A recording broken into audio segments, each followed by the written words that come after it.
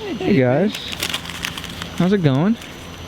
Oh, you know. Those are tiny coffees. Whoa! Oh, Johnny, you gotta tell me you're gonna do that. Dude, I made a move. I thought you were with me. I was looking at the cute little coffee cups. Let's call our lumber supplier. Yeah, let's see how many bunks they got for us. Oh, I don't think they have enough bunks. Close, David Garino with Rugby Access and Products.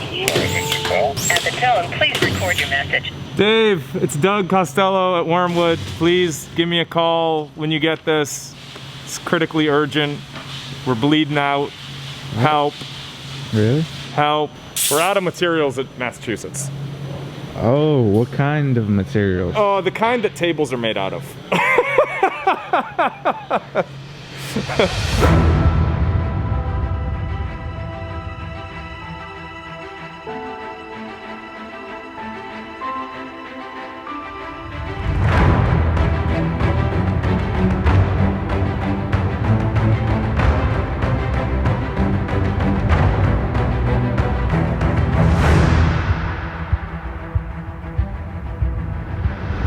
Oh, hey.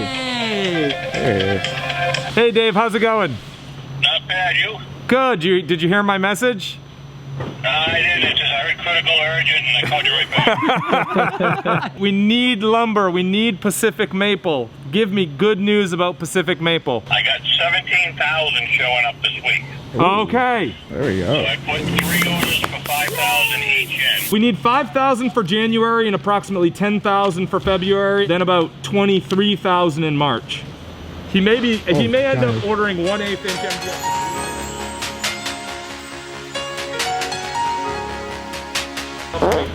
MDF. That is how. All right, thanks. Bye, Dave. Yeah, bye. Making ship happen. JV, you're not a woodworker. No. What do you think of this topper? Let's not say anything. It's rough. Probably not too good.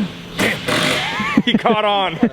This is potentially a big problem. The espresso maple, we're using Pacific maple, and we're having issues with the Pacific maple. Each of these rough spots, this is where the grain is getting raised. Yep. So the grain is getting raised when they put the stain on, Yeah. and it's making it all fuzzy, and then when they scuff it, it's still rough. Do we run into this with any other woods? Not this bad now. I mean, this is obviously not acceptable. So our options are, What we do is like scuffing again, do another top coat on it. so double scuff, double top coat. Yes. That's still double labor. That's double labor. Yeah. All of a sudden, all those wood savings are out the window. And this is our, like, by far is- most popular table, right? Yes. If we scuff this again and we top coat it again, what do you think the chances we get this out are? You might get some of it out, but I have my doubts about it. What's the grit schedule on the DMC? It goes, like, what's a 3-head? 3 or 4 head. I thought it was a 4-head. Yeah. A 4-head? No. I don't know. It's like there's probably 3 heads, but I don't know what they have. The final is 180. It ends at 180? Ends at 180? Like 100, like 120, 150, 180, I guess. 180, I guess. What they are running. This is a bunch of fucking bad news. Sounds like I need to call my lumber supplier. Yeah.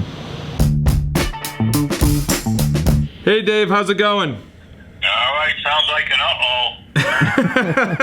Have you ordered that Pacific maple yet?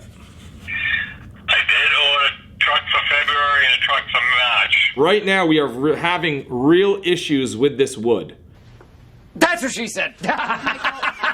I do not want you to be out any money. The one I have rolling now I own. Okay, so we've got... Which is 17,000 feet. And the other 2 that I have down the road, I could probably cancel. we're either gonna have to make it work or I'm gonna have to eat a truckload of wood. That's what she said. That's my joke. Damn it, Dwight. All right, thanks Dave. All right, bye-bye.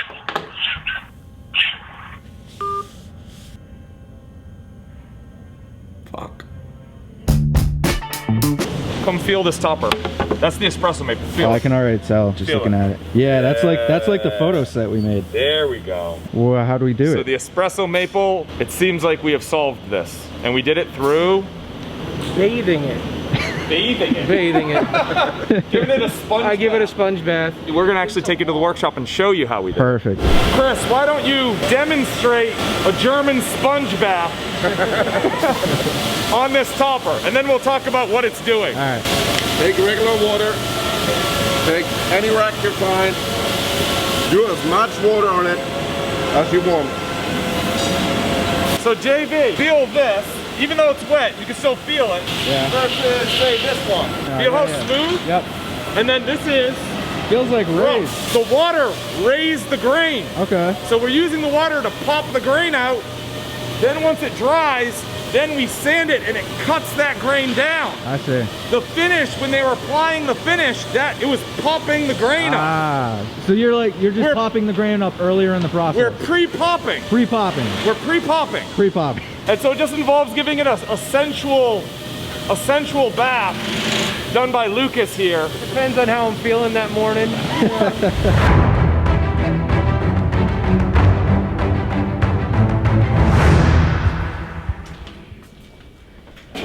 You got the transfer issue with uh-oh. Close the door. Felt from China. Supposed to be in. Does anyone know what the status on China felt is? I don't know that we ordered it from here though. Jason had ordered it. How do we dig into that? See if I can find it. This is why I hate outsourcing stuff. Well, look, we're not a felt manufacturer. We can't make felt. You sure? I think so. Why? You guys? Is there an Amish lad down the way that wants to shear a sheep and get out of here? He's considering it. I'm thinking about the sheep I want to go buy. This is the thing. Some things you can literally like only get in China, and it's like a 2-month turnaround. So as soon as the Kickstarter ended, we put the order in for the felt. We can't ship tables without felt, and it's supposed to be here already. So this is like code emergency sadness. Like I said, if I can find the part number, if he's created a part number, I'll look it up Okay. and see where it's at. I just gotta find the part number.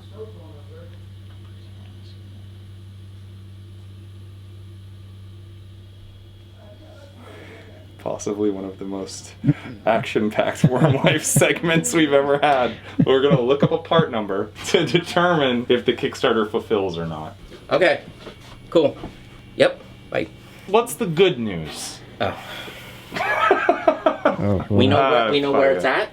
Oh, okay, where is it? It's on the ocean yet. So right now we're waiting for it to arrive in New York. It says it should arrive in New York by the 1st. Oh. Then it has to transport down to Philly where we're allowed to pick it up. This is the thing. When it gets to New York, that's not the end of the story. When you take the stuff off the boat, you have to put it through customs. And customs can take a long time. So you can have boats that sit in harbors for weeks. So at least it's not actually a salvage operation then. The boat is still afloat. Yeah, we'll see. We'll see if our company is in 3 months.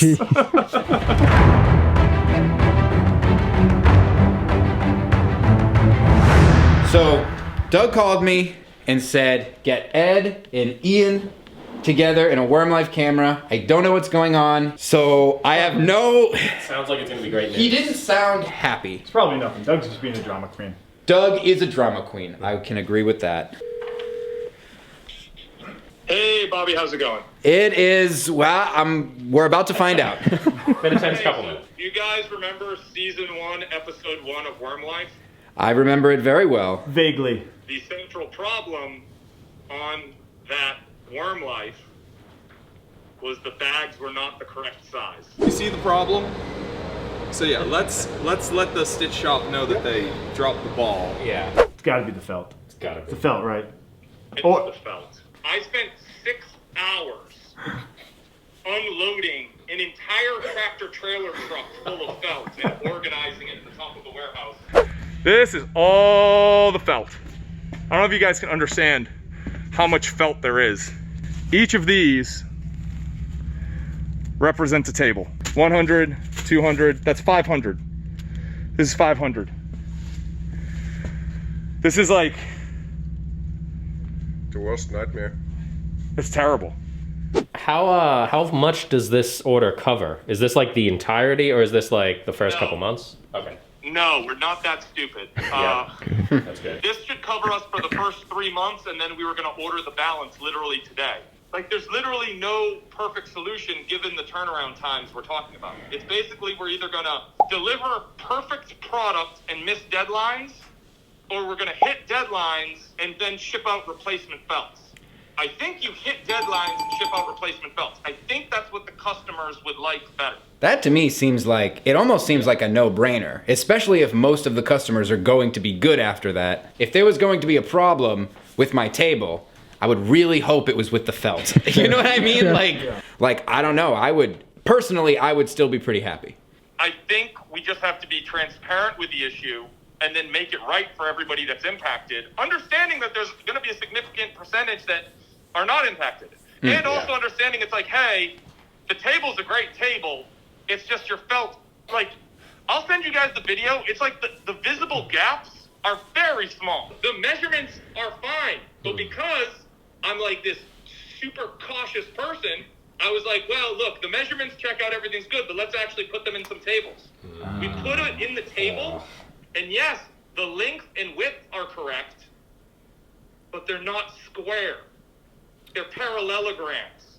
Oh. There's a very slight gap here, and a very slight gap here. So that's when Micah and I had a bet. Because Micah, what did you say? I said I bet the felts off. These are felts that are probably cut on a CNC, and so I thought our table was out of square. Grab the square. So then we checked the table, and then hot damn, that's square. Square, square, square. This is when I started to worry. So here's how you check for square as a woodworker. You go from corner to corner, so go ahead, call that out.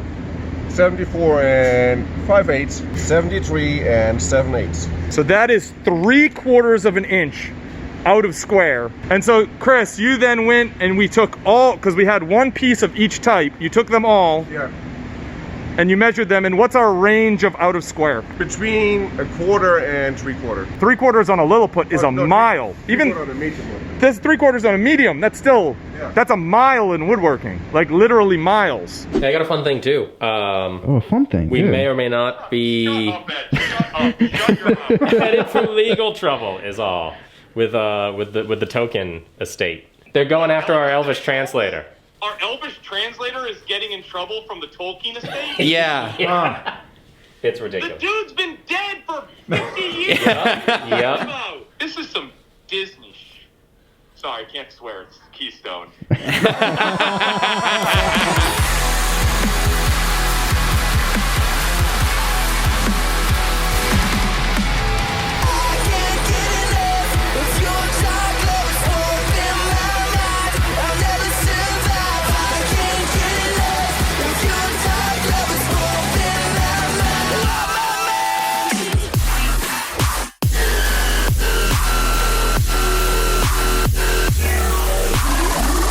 Oh, hey, Kelly. Hey, how you doing?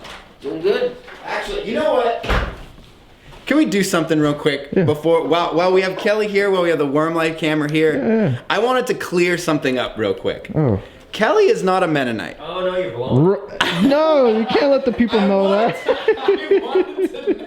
Because that was a mistake that I made and just never corrected it. That's right. Like, I never corrected it. So it was the week that I first met Kelly, and he was with the rest of James's family, who are all Mennonite. And I just assumed, and I continuously have put, but I wanted to clear up just so we weren't misrepresenting, you know, what Kelly is. Sure, he sure. is a regular spy. Yeah, tell us a little bit about yourself, Kelly. If you're not a Mennonite spy, what are you? I'm now a double agent. Mennonite. I'm wearing your colors.